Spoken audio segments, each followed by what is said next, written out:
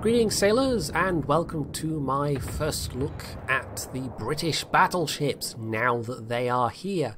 You might be wondering why I waited until they're live even though I had early access, as it were, thanks to Wargaming EU's community team. But I did this last time. I previewed a line with the French cruisers. I waited until I knew what the release stats were. And that's basically what I've done this time as well. So, of course, it puts me behind everybody else in terms of putting the videos out. But it means I get to talk about the ships with their release stats as they actually are, and not just kind of the half guesswork that you have to go with when previewing the ships when you know that things are subject to change. So although the footage in the background is from when I was previewing the ships and might not be wholly representative of how they actually play, the final stats are, you know, just that, final. So up until the point where they get tweaked in future, which they might well do, for now, as of these being released, this is you know, this is how they are. This is what the stats are. So we're going to start off with Tier 3, the Bellerophon. And every time I see that name, I think of the Raffi song, Banana Phone. And I have to fight the urge to sing it, which I'm having to do right now, which is probably a good thing for you, the viewer. But yeah, it is a dreadnought. It isn't the Dreadnought, of course. I think some people thought HMS Dreadnought might be the Tier 3, but I highly suspect that HMS Dreadnought will be a premium at some point in the future. But yeah, it's a Dreadnought type ship, and for Tier 3, it's pretty much what you expect. It's got 12-inch guns, it has 10 of them, although you can only use 8 in a broadside thanks to the turret arrangement. It's got a very standard 30-second reload. The turret traverse is 60 seconds, and that's something you're going to have to get used to all the way down the line. They all have pretty bad turret traverses. The only ones that don't are premiums, so bear that in mind. The range is a very solid 15 kilometers, and I think the ranges of the Tier 3s must have been buffed a bit generally at some point, because I hadn't updated my spreadsheet in a while, and the ranges were all kind of around 10 or 11 kilometers at that point. But then I went back and discovered that no, the South Carolina now has almost 16 kilometers. The Bellerophon's got a very respectable 15, so that's not too bad. Damage-wise, you've got 8100 with the AP and 5200 with the HE, so it's the best HE. The AP is on a par with some of the others. It's also got the best fire chance, and it's going to have the best penetration as well. Not all of them have the best fire chance for their tier, but the British battleships have higher penetration with their HE. It's on like a quarter of the caliber is the penetration value, as opposed to whatever it is for other battleships. I can't remember. I just know they have higher penetration. So these things firing HE and other British battleships firing HE is going to be a fairly common sight. The shells aren't especially fast or especially slow for the tier. Let's see, the secondaries are a bunch of 4-inch guns, I believe that is, and you've actually got those as some of those, I think, anyway, as dual-purpose guns, or am I thinking of something else? I don't think they are dual-purpose guns on this one, actually, but that leads me into talking about the AA, which is actually not bad for a Tier 3 battleship. It has a double-digit DPS, and all of the other Tier 3 battleships have single-digit DPS, so it's got about, what, 3 or 4 times some of the others? Yeah, it's not far off that for some of them. I mean, like the Nassau's got 7, Kawachi's got 6. This has 27 DPS. So, Tier 4 carriers, beware, this thing might actually be able to shoot down some planes. Speed-wise, 22.5 knots is pretty good. It's actually the best at this tier. 560 meters turn radius is joint worst, but it's still 560 meters. You know, overall that's pretty tight for a battleship. You're not traveling very fast, but gives you a decent chance of dodging if need be. Rudder shift is actually the worst at the tier, but not by a huge margin. It's 11.7 is not half bad. And then we come to the detection ranges, and here I must note that although a lot of people have been talking about British battleships and stealth, that only really kicks in at tier 7. Tiers 3 to 6 are In some cases they're okay. I mean, in the case of the Bellerophon, it's actually almost it's not far off the worst at tier 3, which is the South Carolina with 13.9. Bellerophon has 13.7, whereas the Kawachi has 9.5. So yeah, this thing isn't particularly stealthy for being a tier 3 battleship, but most of the maps you're going to be on aren't that big anyway, so it doesn't particularly matter. Tier 4 brings us to HMS Orion, and this one, like Tier 3, the Bellerophon, I quite enjoyed playing it. I thought it was a reasonably strong Tier 3 battleship. The Orion of the kind of low to mid tiers might actually be the strongest of them. Now, bear in mind, all of these games I'm talking about that I've had, you know, it's only been a couple in each ships, and therefore everything I'm talking about is literally a first impression. You know, I call this series the First Look series for a reason, instead of just being a full review. There's no way I've played enough in any of these ships to have a concrete idea of what they are like exactly, but my gut feeling is that the Orion is actually pretty strong for being a tier 4 battleship. Now again, you have 12-inch guns, and again you've got 10 of them, but this time it's a centerline turret arrangement, so you can have a full broadside if need be. Again, it's 30-second reload, but you've now gone to a 72-second turret traverse. So that's what the Warspite used to have. It's not alone in having that. Some of the other British battleships have a turret traverse that is that bad. So that puts it at the worst, at the worst end of the tier 4 battleships. Range has gone up a bit, 16.7, which is second only to the Myogi, so range-wise it's definitely not struggling. None of them are struggling for range, I have to say. The British battleships are generally quite good overall. The damage is, the damage output is actually pretty decent as well. You've got the second best AP shells, and again the best HE shells, and again the best fire chance, and this time it's actually by a bigger margin than it is at tier 3. Given that these are 12-inch shells, 40% fire chance is pretty big. You know, the Amato's 18.1-inch shells only have, like, was it 35%? So this is one of those tiers where the HE is quite notably better. It's not true for all tiers, but it's definitely true at tier 4. The shells, however, are rather slow. I think only the Imperator Nikolai has slower shells. They're not slower by a massive margin than some of the other ships, but yeah, Myogi still has appreciably slightly faster shells, and things like the Kaiser and the Wyoming beat it by a fair margin.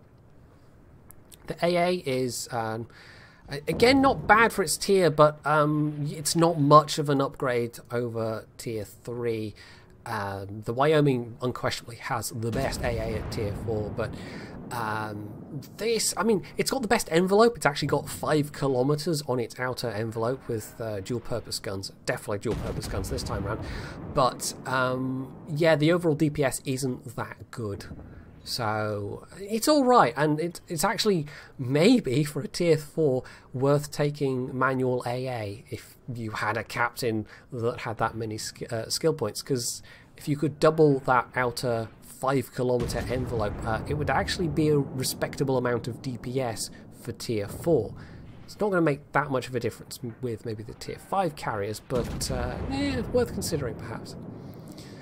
Speed-wise, well, things have started to pick up a bit at tier 4, but most of the ships are still fairly slow. But when you've got things like the Myogi and the Ishizushi whizzing around at nearly 30 knots, it does make the rest of them seem a bit slow by comparison. So this is 22 knots, it's a little slower than the tier 3, 610 meter turn radius, so again ballooned a bit since tier 3, but they mostly have at tier 4 anyway.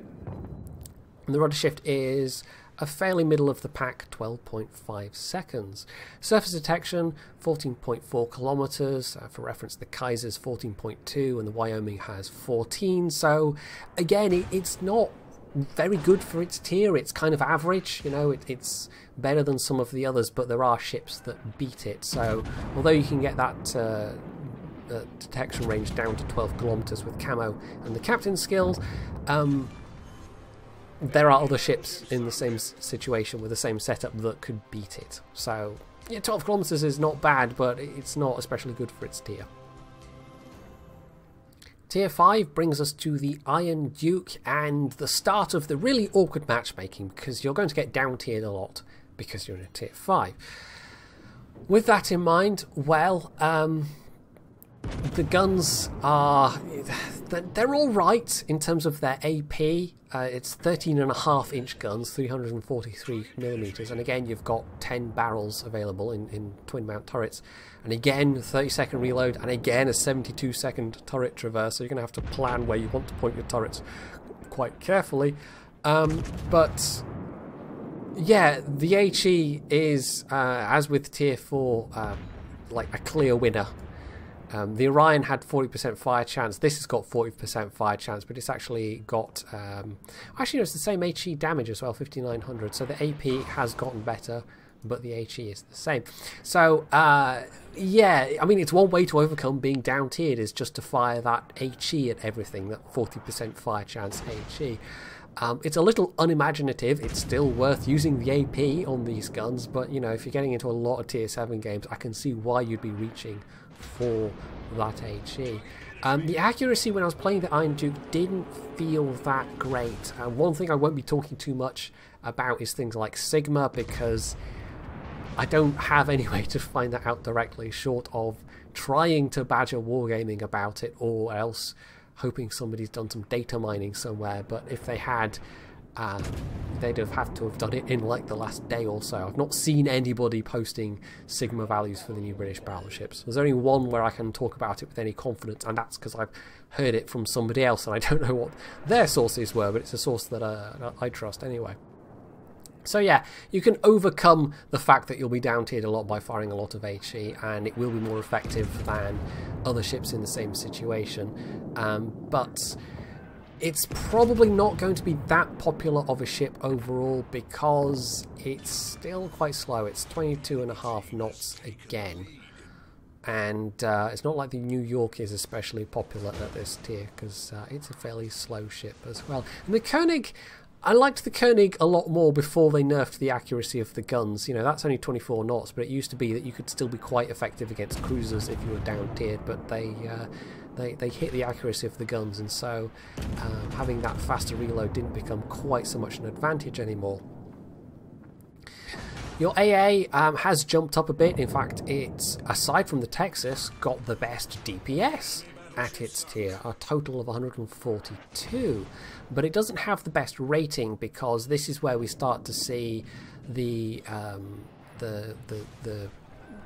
40mm pom-poms. Well, pom-poms at kind of the low to mid tiers, and I think from, is it like tier 7 up, you start to see the Bofors 40mm kicking in. But those all tend to be between 2.5 and 3.5 kilometers. So the British battleships overall, like the low tiers aren't great for AA, but once you get to the higher tiers, they have very, very good DPS values, and even here at tier 5 it's got a good DPS value for being a tier 5, but it's that short to mid-range stuff, so you're not getting the benefit of it that often, especially if people are making manual torque bomber drops on you. If they're making dive bomber drops on you, it might be a bit more useful, but this one's not worth having manual AA on as a skill, even though once again you've got some dual purpose secondaries.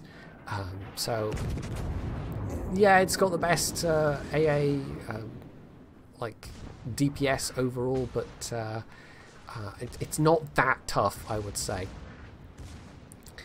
Detection, 14.9 kilometers, actually the second best at its tier. The Koenig beats it, so you could theoretically get yourself down to 12.4, but it's probably not worth having the investment. You know, if you're starting a captain off up through the low tiers and you get to that first 4-point skill, Concealment Expert would be a reasonable pick, but you might want something like, oh, I don't know, Fire Prevention or AFT or something like that before you take Concealment Expert.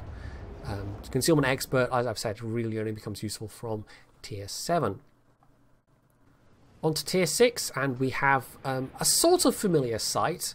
It's the Queen Elizabeth, which looks awfully like the Warspite, but not quite, because the Warspite kept its casement guns, its side-mounted guns, or I don't know the right way to say that, but Queen Elizabeth itself has a rather different looking secondary setup, and the midships area looks a little different as well. You've got a decent amount of health for your tier, but nothing outstanding. The armour, I think, is pretty much what the Warspite has. Guns are again pretty much what the Warspite has, but I don't think you get Warspite Sigma, so don't expect to have that same warm fuzzy feeling that you get when you're using Warspite's 15 inches and just deleting things and getting all the citadels. But they're still pretty decent guns for this tier. We've got a 30-second reload, 72 seconds on the turret traverse, 17.1 kilometers range, which is actually pretty respectable for the tier. I didn't actually mention that for the Tier 5. Tier 5 didn't have much of an upgrade over Tier 4. In fact, it was only 100 meters better, but, you know, it was still workable for being a Tier 5. You've got, where are we? It's basically the same AP damage values as the Warspite, but the HE is different. You've got, again, best in tier fire. No, actually, no. The Queen Elizabeth is one of the ones that is more average. I was going to say best in tier fire chance, but no. And best in tier HE would also be wrong, because I think Mutsu does more HE damage. But the 15-inch HE shells on Queen Elizabeth will still have the best penetration. So 35% fire chance is actually... it's towards the top end for this tier, but there are other ships that have 35%. Bayern and Dunkirk both get it. Warspite herself has got 34%. So the HE is less, you know, it's actually worse fire chance than the smaller guns of the previous two tiers. It's still going to be useful at times, but I think there's more incentive to use AP with the Queen Elizabeth. One of the main differences of this over the Warspite, it's not just the Sigma value, but it's also the secondary and the AA suites. The secondaries are noticeably quite different. Warspite's got a mix of some 4-inch guns and 6-inch guns, all of which fire HE out to a range of 5 kilometers, so you can spec Warspite for secondaries if you like, because it's got a fairly good spread of them. And it actually has, you know, a whole bunch of them firing, well, all of them firing HE, unlike Bayern, which has some of its secondaries being AP throwers. Queen Elizabeths are all still HE throwers, but they've got 4 kilometer base range, and it's it's 10 twin mount turrets is what I was going for, 5 on each side, of 114mm guns, which is going to be, what, 4 point something inches? I don't know what that would be exactly, but those are also dual purpose guns, so they give you your outer AA envelope. And speaking of AA, this is the other big difference. It's actually got good AA for its tier. I would say tier for tier, the Queen Elizabeth of the British battleships probably has the strongest AA. There are, of the higher tiers, ones that have a much better DPS. In fact, some of them have best DPS for their tier. But the thing about Queen Elizabeth is this is one of the very few that gets the benefit of having manual AA, because those secondaries that it has give it a pretty respectable amount of DPS. It's like 89% base DPS. So compare that to the tier 10, which has got it's like high 60s, 70 DPS on its long range AA. This is it. This is the best you get in terms of long range AA on the entire British battleship line. And for its tier, you know, it's eminently buffable. So an AA spec Queen Elizabeth captain and equipment, you know, that could actually work out really well. It has the best rating for its tier. It's 51, and everything else is kind of 45 or below. But you've also got the best DPS at your tier, 242 overall DPS. Again, most of it's in the mid-range with the 40mm pom-pom mounts, but that long-range DPS, it's worth getting manual AA, I feel. But the thing is, you don't really then get the benefit of that on later ships. So the Queen Elizabeth almost needs its own captain. You can't really have the benefit of moving that captain up to higher tiers. Speed, 23.5 knots, just like Warspite, but she doesn't handle like Warspite. Warspite's got that really good 550 meter turning radius with a pretty reasonable 14.2 seconds on the rudder shift. It's a little worse on the rudder shift for Queen Elizabeth, but the turn radius is over 100 meters worse, 680.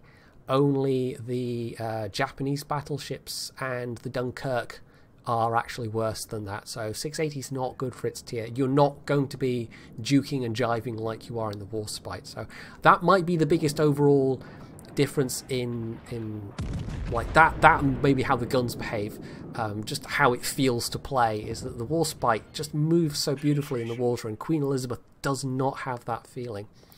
The surface detection is actually, I think, slightly worse than Warspite, 14.4 versus 14.2. 14.4 is also what I believe Arizona has. It's around what New Mex has. So again, not particularly good for its tier. There are ships that you can buff to be stealthier than it. It's all right. It's at the good end of the surface detection ranges, but yeah, as I've said, it's not maybe worth investing in Concealment Expert until you get to the next tier, which is tier 7. So, I've already talked about the Nelson. I won't be covering the Nelson too much here. I did a whole hour on the Nelson, which was actually possibly too much, although most of that, you know, like half of it was talking about the stats and then half was just talking, you know, commentating gameplay basically. So it was a bit of a mixed video. Maybe I should have held back one or two of those replays and just had them as gameplay commentaries, but I decided to go all in. But yeah, I talked at the time about not really wanting to say what the King George V's stats were, and you know, I did touch on why we had Nelson as a separate premium ship rather than being in the main branch, and it comes down to the guns basically of the King George V, because up till now we've had a fairly solid progression. We've had, what was it, 12, 12, 13 and a half, 15, suddenly going back to 14-inch guns, and then at the next tier you've got 15-inch guns again, and then at tier 9 and 10 you've got actually a couple of choices, but we'll get to those. Now the 14-inch guns on KGV are a bit underwhelming, quite frankly, if you're just using AP. They're not bad, they're certainly usable. If you've got broadside targets you can use them, but everybody else at this tier, barring Scharnhorst, gets to go around overmatching things, and you don't.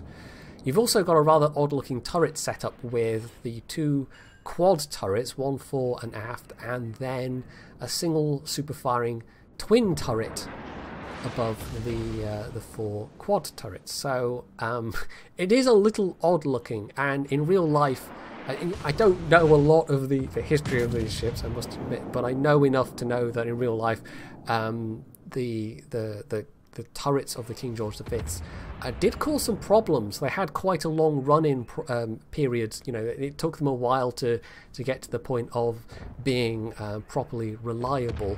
And so during the early stages of the war, when they were, you know, fighting surface engagements with the German battleships, there were times when the turrets just weren't what they could have been. They weren't, you know, able to use them as much as they wanted to. So like the other ships at this tier that have a lower caliber, you actually get a faster rate of fire. And this is one of the very few British battleships that does have a faster rate of fire. You've got a 25-second reload. You've also got a 45-second turret traverse, which is a lot more comfortable than the previous tier. So it's a big jump from tier 6 with over a minute to turn your turret 180 degrees down to 45 seconds. And fortunately that then holds true for the rest of the high tiers. The rest of the high tiers from tier 7 upwards are also 45 seconds. So it becomes a lot more comfortable from tier 7 upwards. There is a bit of a break in terms of the playstyle just from that, from tiers 3 to 6 and then tiers 7 to 10. Damage wise, they're 14-inch guns, so they don't do as much damage, but here's the part where having that HE becomes really useful, because although it's not as good as the Nelson's 16-inch guns with the whopping 46% fire chance on the HE shells, you still punch far above your weight with the HE. You've got 6100 damage, which is third place? Yeah, third place behind the two 16-inch gunned. Well, actually, no, there's three 16-inch gun ships at this tier, isn't there? There's Colorado as well. It's ahead of, behind Nelson and Nagato with the damage, but you've also got 41% on the fire chance. So, you know, it's behind the Nelson, but it's only behind the Nelson by 5%. So the King George V especially, you're going to be meeting these things firing a lot of HE at other battleships, because I think AP is certainly going to work for closer ranges. It's kind of like the Scharnhorst, you know, you want to get the closer range belt armor, upper belt armor shots for the AP to be truly effective. But having said that, you know, it can still be effective against cruisers as well. One thing I've not mentioned yet, I mentioned the HE extra penetration, but the AP shells have half the arming time, half the fuse time of other ships, and Hood already had that as a feature, and now the rest of the British battleships, I think barring the Warspite, I'm not sure if Warspite has it, but basically it makes it easier to get citadels against cruisers, because your shells are not going to overpen as much, but conversely makes it harder to get citadels against battleships. So yeah, don't expect to be getting great performance out of these guns. At least this is my initial impression of the King George V. But you know, you've got that HE to fall back on, and I think a lot of people will be firing a lot of that HE, as they do in the Scharnhorst. The secondaries are again a bunch of it's a funny caliber. I mean, the tier 6 had 114, which is going to be 4-point-something inches. These are twin mount 134mm guns, which are going to be 5-point-something inches, I guess. You've got a fairly standard 5-kilometer range with those. None of the British battleships are like hugely great in terms of the secondaries and their placements, but you know, they're okay, I guess. I don't think there's any of them where you particularly want to go for a secondary spec, but you know, in the KGV you at least, like, you've got a couple of the mountings facing forwards, you've got a couple facing backwards, so I mean, you could try and buff it, but at this tier, you know, the Gneisenau and the Scharnhorst kind of quite handily beat it, and everyone else has got 5 kilometers on their secondaries anyway, so it's not that special. But yeah, but again, some of those are dual purpose, and I think it's actually worse DPS on the dual purpose ones than the tier 6. Like the Queen Elizabeth really is the peak of the line in terms of those. So although your DPS is quite respectable, 284, which is actually just about what the Gneisenau has, the Gneisenau can get a real benefit out of manual AA and the AFT skills, whereas that's really not so true on the King George V, because your best AA DPS is at the short to mid range, 2.5 kilometers. So the planes have to be right overhead pretty much before you get much benefit out of that. Speed wise, 28 knots. It's alright. It's actually, you know, reasonably fast. It's not the fastest out the tier, of course, but 28 knots means you won't be struggling too much to keep up with people. And it's also got an okay turning radius for its tier, 790 meters. Colorado, of course, beats it easily, and Colorado has the special trait of not losing speed in a turn, but you know, Colorado also only goes at 21 knots, so it's, you know, it's okay. 790 is not super great, but it's okay, and it does beat the Germans by a little bit. It's also got a 15-second rudder shift, which is not that great. It's second worst at the tier, but it's only just slightly worse than the Nelson. Most British battleships, in fact most battleships generally, I would recommend taking the rudder shift equipment, but you know, that's up to you. 15 seconds is still okay. It doesn't feel horribly unresponsive, but you know, it's still a reasonably long time.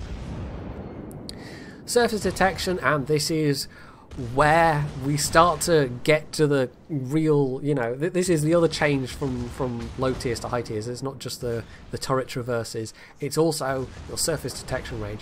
You've suddenly got the best at the tier by a reasonable margin. It's where are we? Like 700 meters better base surface detection range than the Nelson. So it's a little worse than the Queen Elizabeth, but it's only 200 meters worse, whereas everybody else, every other nation, has had a much bigger jump from tier 6 to tier 7 in terms of the surface detections. I mean, the Germans, for instance, the Bayern goes from 13.9 to the Gneiss now having 15.7, whereas Queen Elizabeth has gone from 14.4 to King George V having 14.6. So this is the point where Concealment Expert becomes actually useful. That gives you a best possible surface concealment of 12.1, and I don't have to tell you that that's actually pretty, you know, that's reasonably close range for a battleship. This is the tier where it starts to be that you can be fighting at the mid-ranges and just stop firing and decloak, or cloak rather, and then make whatever manoeuvres that you want to. So yeah, that's a really nice little trick that you start to get from tier 7. Tier 8 brings us the Monarch, and if it looks rather similar to the tier 7, well, it is essentially an upgunned King George V. Now, the King George V has pretty good armour at tier 7, and I think at tier 8 the Monarch still has pretty respectable armour for its tier. Hit points wise though, and this is one of the other things that starts to become apparent at the higher tiers. I think up till tier 7 the hit points are not particularly remarkable, but tiers 8, 9 and 10 you really do start to fall behind in hit points compared to your peers, but you also start to get some other benefits, like, you know, the faster turret traverses and the something, what was I just talking about? The stealth, there we go, the stealth.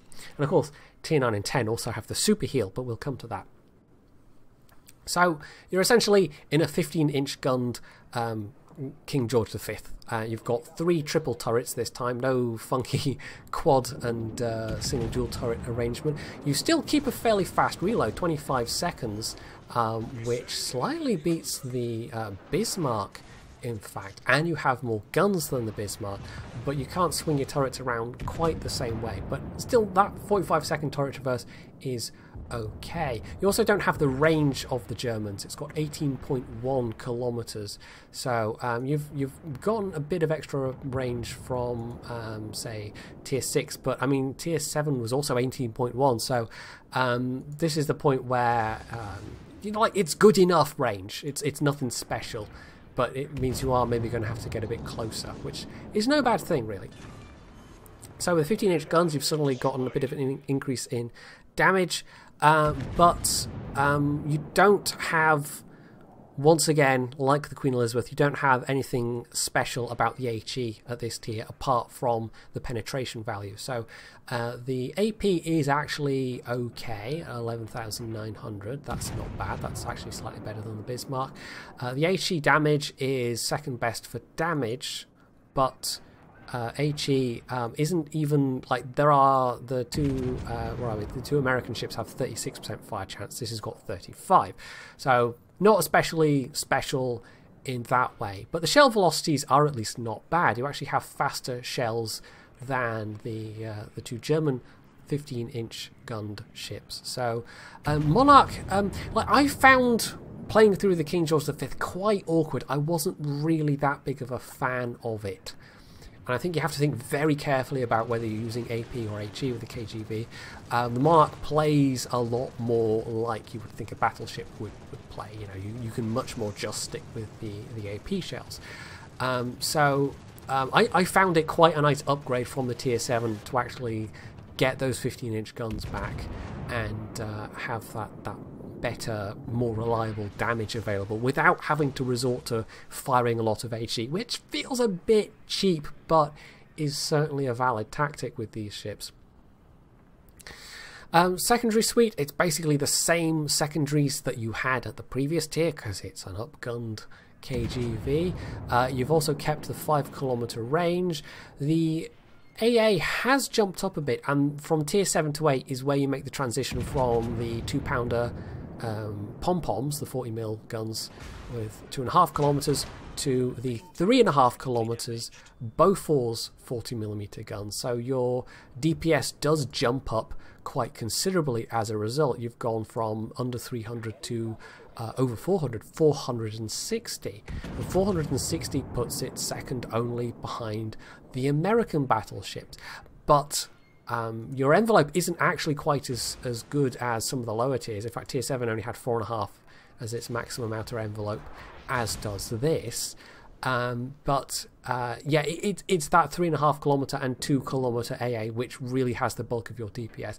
And in that regard, it's not that different from the Americans, but the American battleships at this tier, both North Carolina and Alabama, or actually I'm not sure about Alabama, but North Carolina certainly gets a lot more benefit out of manual AA, as does Bismarck, whereas your outer envelope for the Monarch is not good, really. So AFT, if you were going to have any kind of, you know, AA related skill, would be the one you'd go for. Manual AA just would be a bit of a waste of time. 28 knots is exactly the same as the previous tier, as is the turning radius at 790 and the rudder shift at 15 seconds, because it's pretty much the same hull.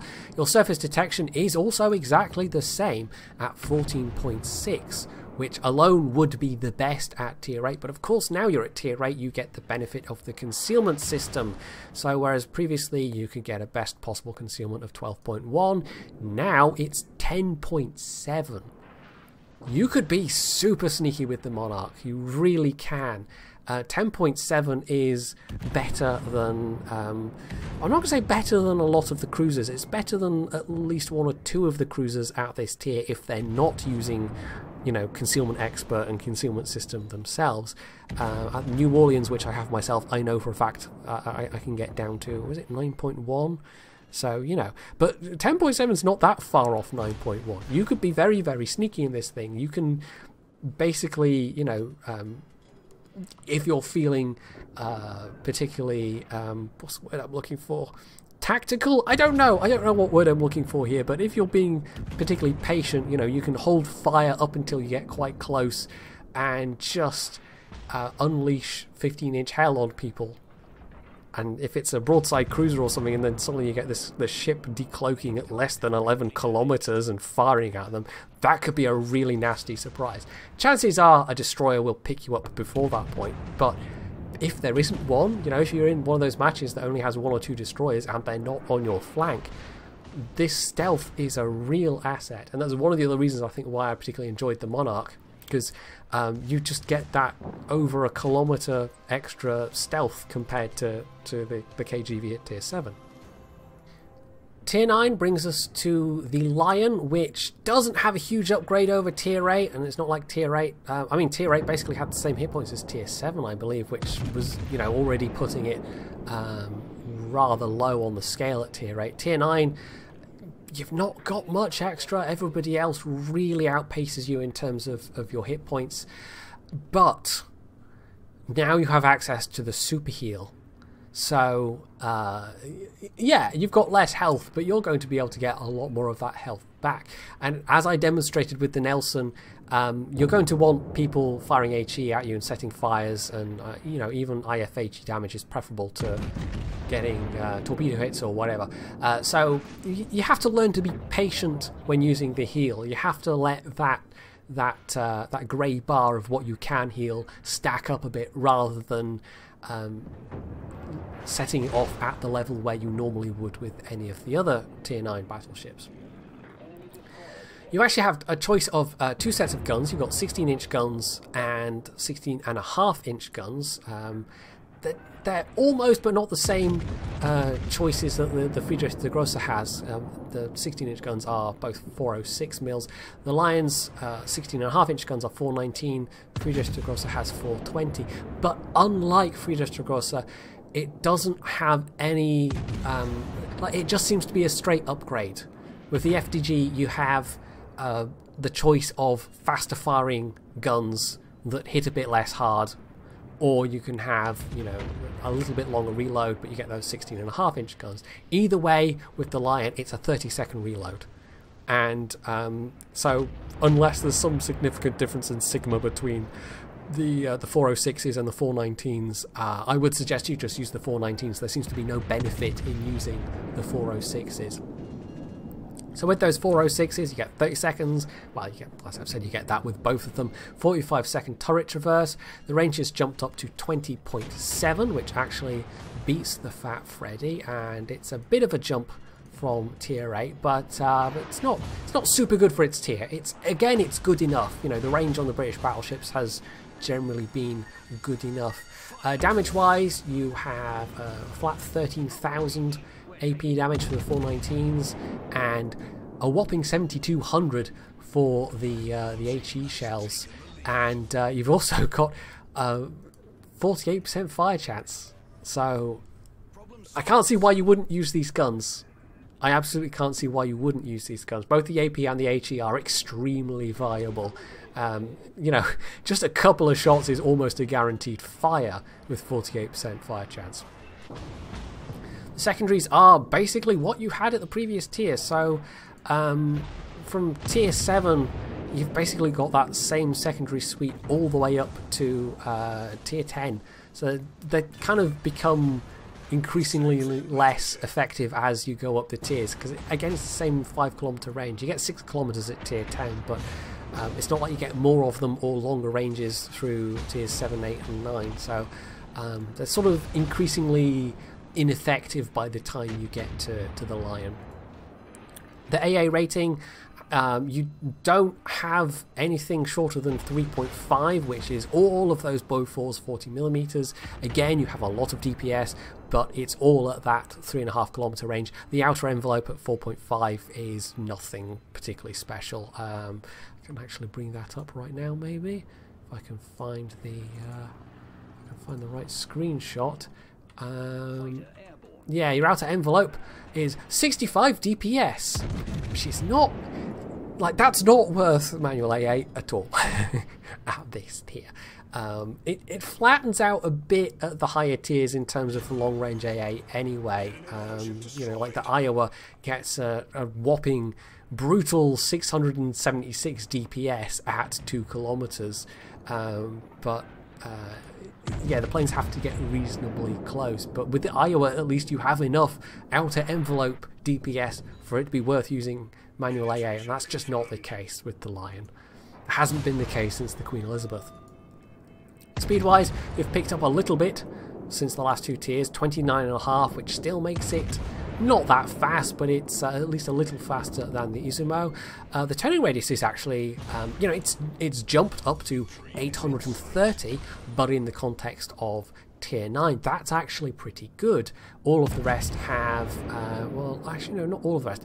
Izumo's got 890, all of the rest have just over 900. In fact, Friedrich Grosser has 940. So that's become a bit more of an asset at tier 9. You feel a bit more manoeuvrable than the other tier 9s.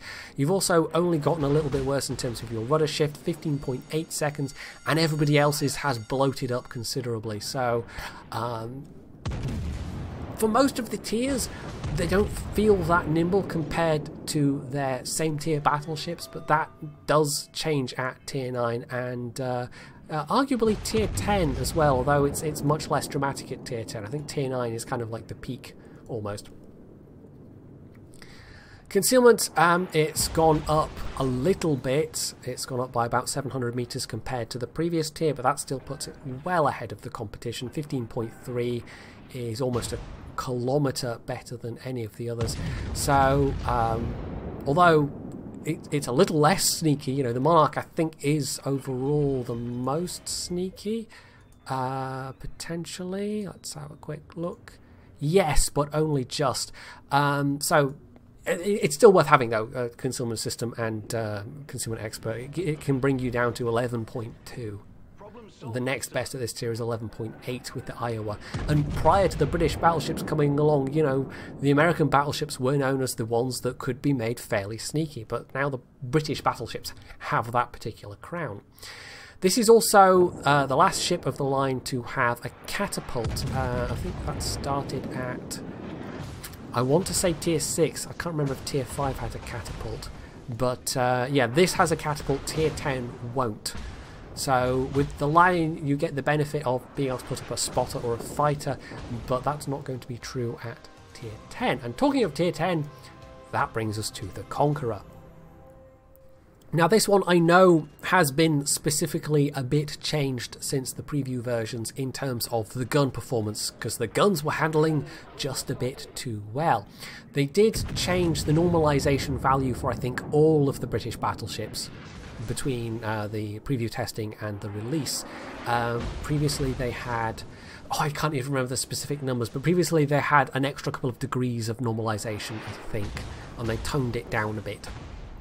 So it was proving to be particularly effective against cruisers. You know, you were getting to Citadel even then from angles that other battleships might not quite have managed. But yeah, they evidently thought that was a bit too much, and I think they also changed the Sigma value of the Conqueror's guns as well.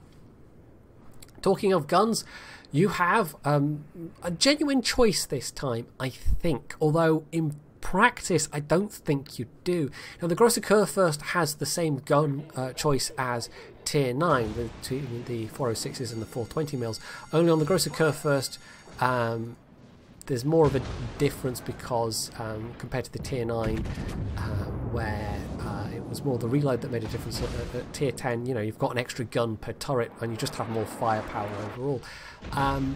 Conqueror, again, it has that almost the same thing as the tier 9, where I think actually you've only really got one gun choice.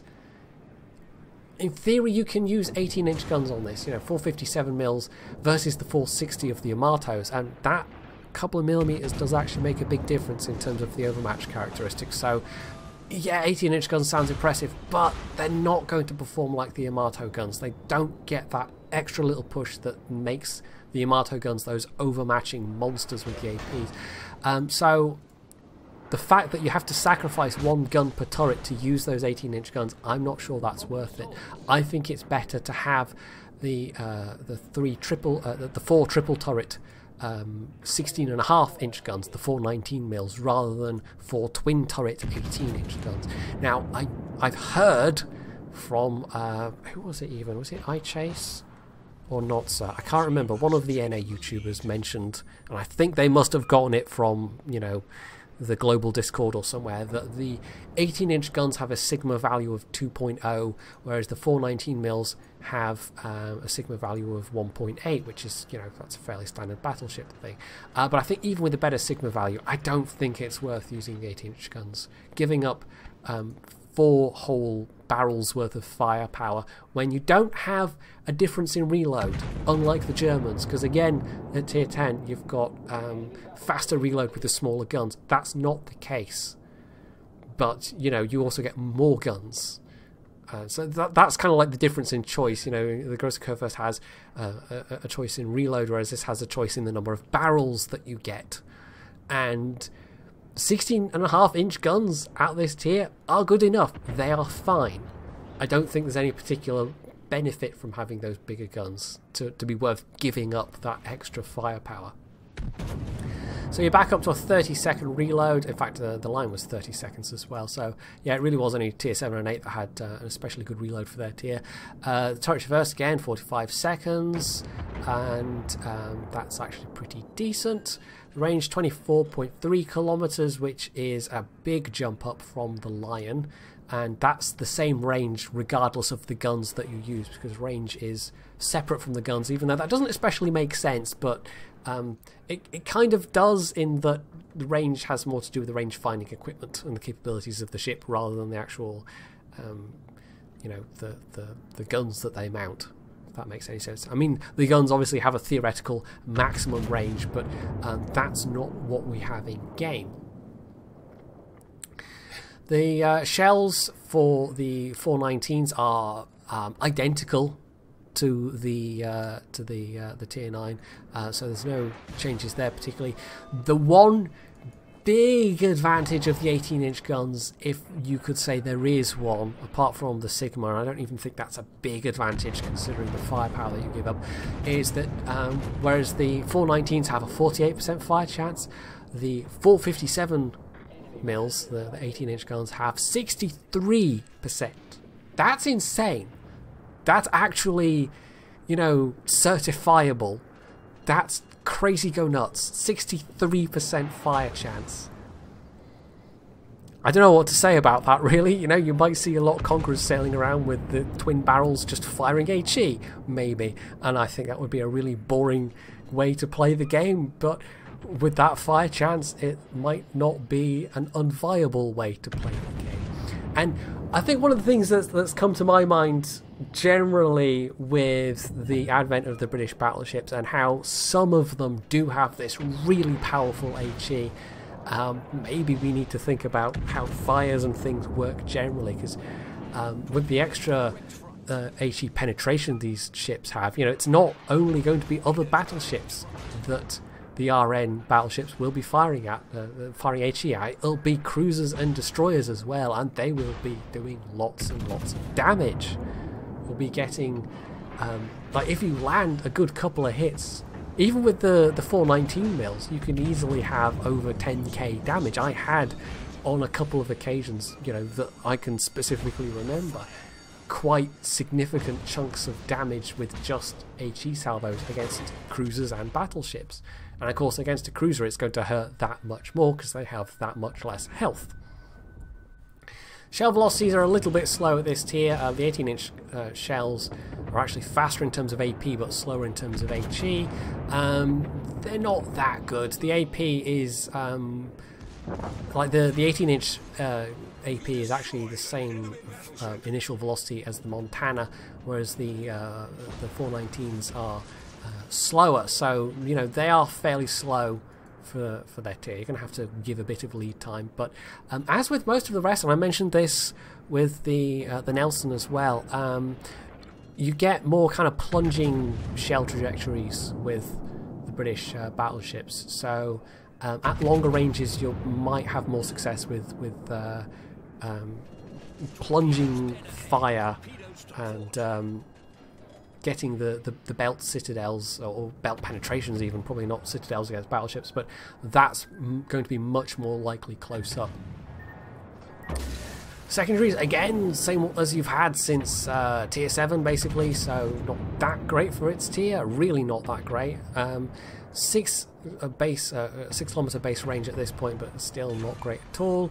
AA rating, you've actually got, you know, the second best AA in terms of DPS, but again, your long range AA is pretty terrible. So it's all the 3.5 kilometer Bofors 40mm mounts that are doing the work, essentially. Not even all Bofors mounts, actually. It's a bit of a mix with rather, yeah, 40mm Bofors.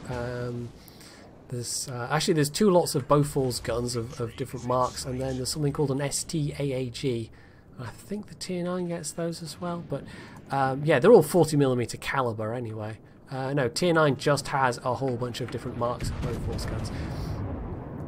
So, yeah, the DPS is actually really good, but because it's all that mid-range stuff, and this is true for all the line, the longer matches go on, the more you're going to have those mounts knocked out, because they're only the fragile little 40mm mounts, unlike, say, the German battleships, where you've got the tougher dual-purpose mounts, which are actually giving you a significant part of your AA. So that number is going to be strong at the start of a match, but your DPS might drop considerably towards the end of it.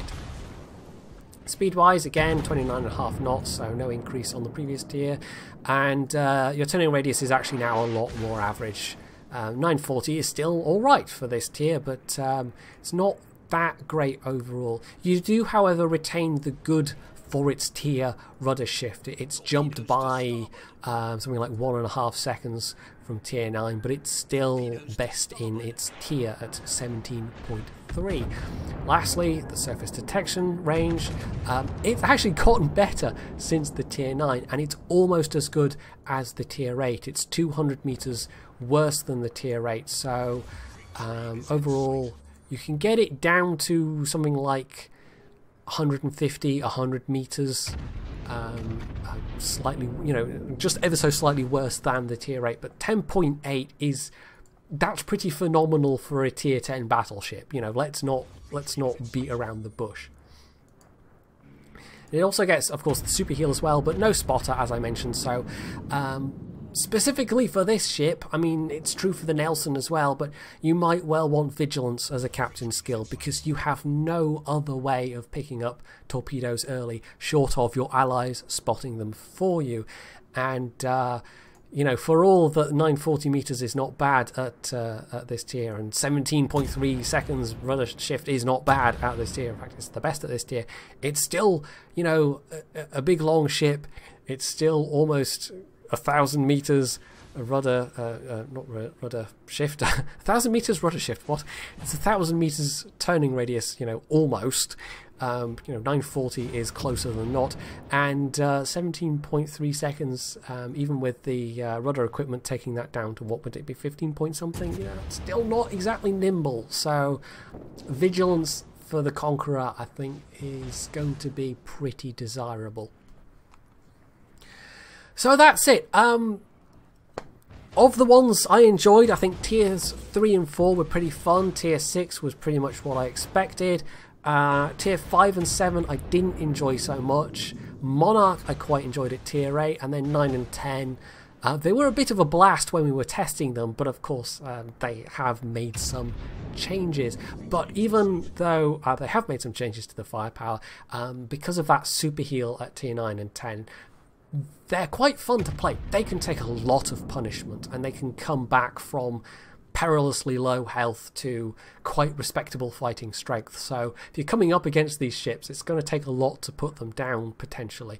They've also got, and I haven't talked about armor and citadels too much, they've also got, generally speaking, below waterline citadels. I don't know if that's true for all of them. It might not be true for the low tiers, but once you get over tier 7, it's definitely true. Obviously the Nelson is the exception there, but I think tier 5 and 6 are not bad either, but I'd have to go and specifically check.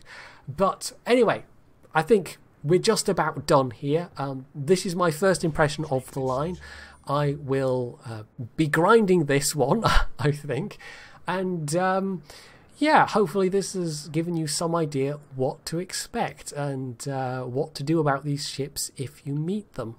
Because you know, they've got some pretty good strengths, but they do also have some weaknesses. They are a bit more vulnerable to carriers and maybe a bit more vulnerable to torpedoes. None of them have especially good torpedo bulge protection, for instance. None of them are super maneuverable for their tier. You know, the Monarch is probably as good as it gets, tier for tier. So that's it for this video. Hopefully you have found it useful, and if you have, you can hit the like button. You can leave any comments below. You can sub to my channel if you haven't already, and as always, stay tuned for more.